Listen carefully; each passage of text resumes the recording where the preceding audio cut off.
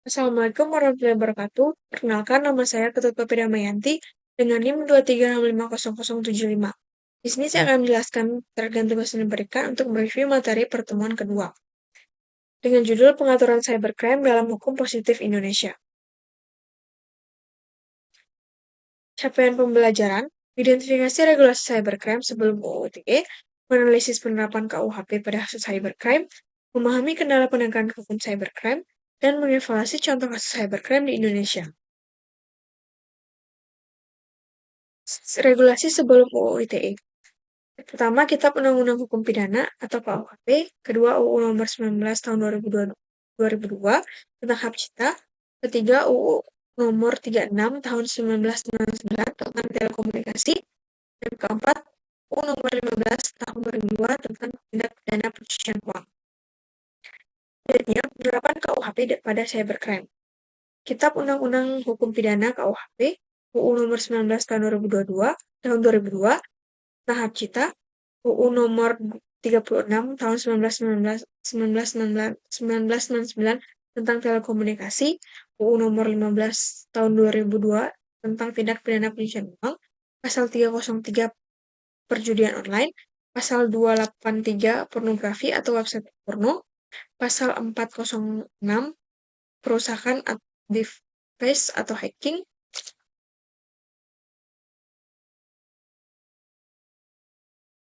Selanjutnya, studi kasus KUHP atau carding. Selanjutnya, studi kasus KUHP carding. Modus mencuri nomor kartu kredit, transaksi e-commerce, pasal 362 pencurian, plus 378 penipuan, plus 262 malsuan. Proses penjual kirim barang, bank menolak pembayaran. Korban, pemilik kartu kredit dan penjual online. Selanjutnya, contoh kasus cybercrime di Indonesia. Pertama, pencurian akun internet. User ID dan password ISP dicuri. Korbannya pelanggan ISP dibebani biaya. Kasus 2 warnet di Bandung tahun 2000-an. Yang kedua, device website mengubah halaman web. Statistik 2000-an, satu website per hari dibajak. Metode eksploitasi lubang keamanan, target website pemerintah dan perusahaan. Yang ketiga, probing dan port scanning. Pengintaian sistem, analog, cek pintu atau jendela rumah target, tools and map angry IP scanner, status belum kejahatan tetapi mencurigakan. Selanjutnya, ID card di ID card Indonesia. Selanjutnya, ID card atau Indonesia Computer Emergency Response Team. ID card atau Indonesia Computer Emergency Response Team merupakan institusi kunci dalam ekosistem keamanan cyber, yang dimana fungsinya point of contact laporan masalah keamanan, inspirasi Chart Global pasca Mailworm 1988, peran koordinasi penanganan insiden cyber. Selanjutnya, fungsi dan peran ID Card. ID Card berfungsi sebagai pertama, pusat kontak nasional atau National Point of Contact, lembaga resmi yang menerima, memverifikasi, dan mengkoordinasi penanganan laporan insiden keamanan cyber. Kedua, koordinator penanganan insiden. ID Card aktif melakukan analisis, respon, dan pemulihan terhadap insiden. Ketiga, pusat peringatan dini dan analisis. Itu memantau ancaman keamanan cyber global dan lokal, lalu mengeluarkan peringatan atau advisories serta rekomendasi teknis. Yang keempat, mendorong kesadaran dan kapasitas, yaitu melakukan sosialisasi, pelatihan, dan pembangunan kapasitas untuk meningkatkan tingkat kesadaran dan kesiapan sumber daya manusia.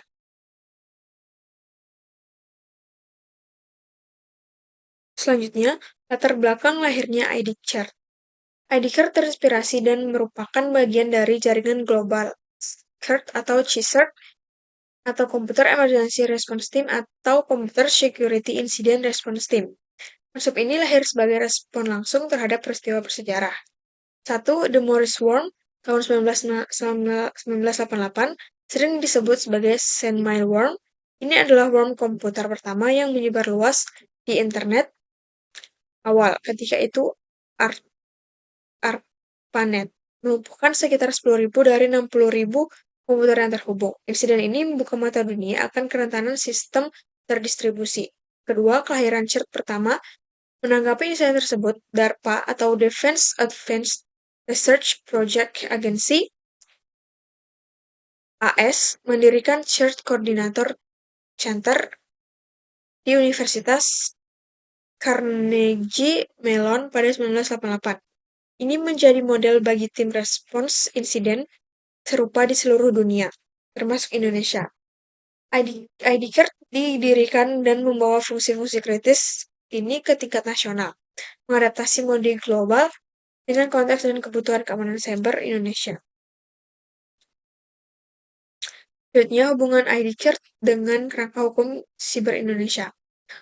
Yang pertama, fase respons terkini vs hukum. IDCART berfungsi pada penanganan teknis darurat. Yang kedua, sumber informasi dan bukti. Ketiga, pencegahan kerugian yang lebih luas.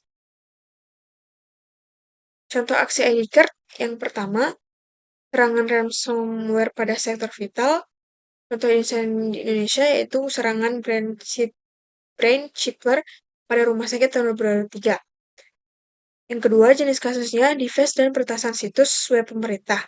Contoh insiden di Indonesia, device atau bocoran pada data situs web KPU, kementerian, atau pemerintah daerah. Penanganan insiden cyber. Yang pertama, aksi IDCART. Pada penanganan insiden cyber ada 3 fase operasional utama. Yang pertama,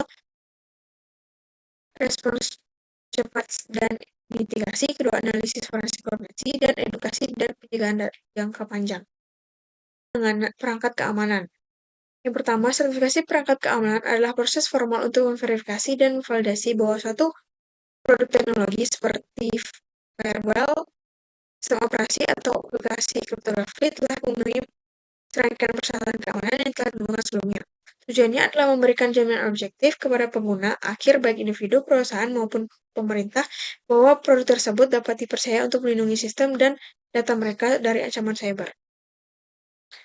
Selanjutnya, tantangan utama sertifikasi perangkat keamanan. Pertama, problem ketergantungan pada sertifikasi asing. Kedua, kebutuhan standar berbeda untuk personal dan PS militer. Contoh common kriteria. Analisis kendala penegakan hukum cybercrime di Indonesia. Analisis pendalam terhadap kendala tersebut meliputi pembuktian elektronik, perbedaan persepsi, lemahnya penguasaan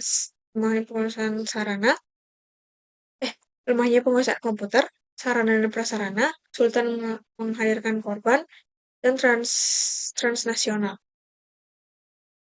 Kesimpulannya, sertifikasi perangkat keamanan bukanlah kemewahan, melainkan sebuah keharusan untuk kedaulatan digital Indonesia.